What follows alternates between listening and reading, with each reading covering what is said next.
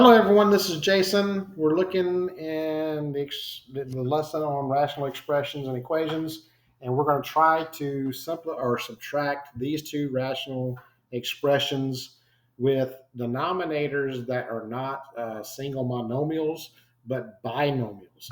And to find that LCD, it's actually going to be real simple. The harder part in this is going to be rational or making the equivalent fractions and then simplifying. So let's look at what we got to do here. As always, our first step is to find the LCD. So now remember, the LCD is always some sort of combination of the denominators. So in this case, our denominators are 3x minus 2 and then x plus 3. Well, because these are binomial terms, these things can't be separated into parts. So like here, I notice both of these are 3's. Well, I can't just separate a 3 out and say 3 is going to be part of the LCD. These expressions have to travel together. So my LCD in this case is real simple. It's 3x minus 2x plus 3. Now that's real simple. That's all you got to do to find the LCD.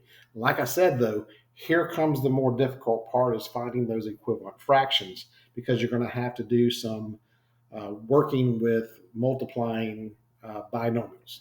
It's not hard, it's just extra steps. So it's just a little more tedious.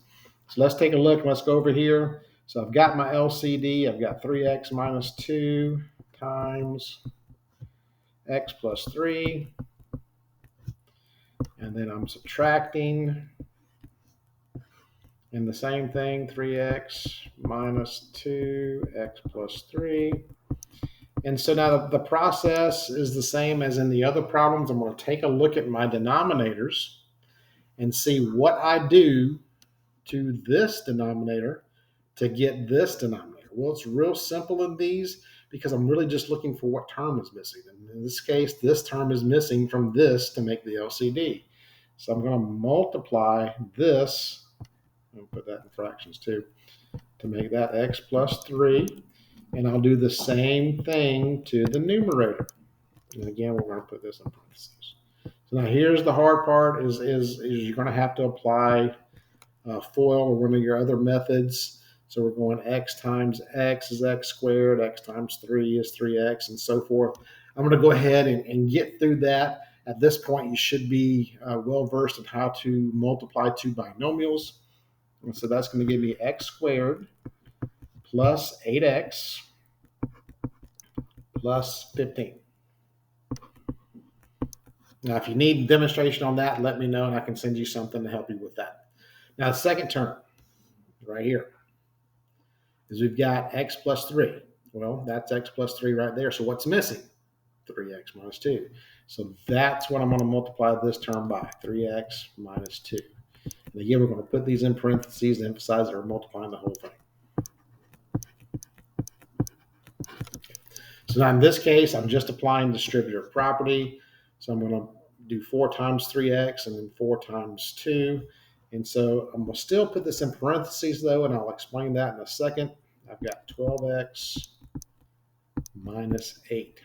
Now, why did I leave that in parentheses? Because this is subtraction, I'm going to have to take the subtraction, change it to addition, and then change each of the signs of the term beside it. That makes it so I can now add the terms together. And so now it's just a matter of combining any like terms and then seeing if anything might simplify. So the LCD is going to stay, and I'm moving it all more down here. I hope that doesn't confuse you. 3x minus 2 and then x plus 3. And now it's just a matter of seeing any like terms. Well, look, x squared doesn't have a term over here, so that's going to be part of my numerator. Okay, I've got an 8x. Well, I have a negative 12x here, so that's negative 4x. And then I have a 15 here and an 8 here, so that gives me 23. And I try to see if it factors. I don't think there's any factors of 23 that will add to be 4, since the only factors of 23 are 23 and 1. So this will be your final expression for your answer. So I hope this helps you work through that problem. If you still need some additional help, please let me know and I'll get you something new.